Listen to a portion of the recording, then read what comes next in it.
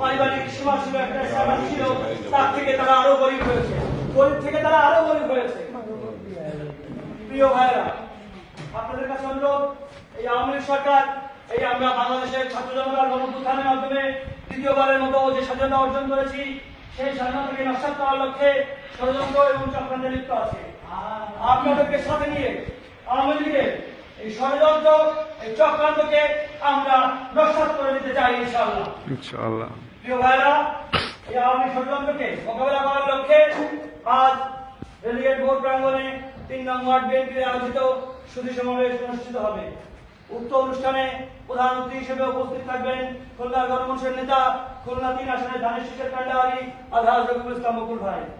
আমরা ৩ নং word BNP এবং শ্রমিক দলের পক্ষ থেকে আপনাদেরকে এই দাওয়াত পৌঁছে দিতে এসেছি যে আপনারা যার যার অবস্থান থেকে, যার যার এলাকা থেকে, যার যার ইউনিট থেকে সবাই সমানভাবে আপনাদের আরো লোক নিয়ে, আরো কর্মী নিয়ে, আরো ভাইদেরকে দাওয়াত দিয়ে সবাই মিছিল সহকারে, স্লোগান সহকারে উক্ত সুধী সমাবেশে উপস্থিত হবেন এবং আমাদের সবাইকে সাফল্যমণ্ডিত করবেন। এই বলে আমি আমার বক্তব্য শেষ করছি।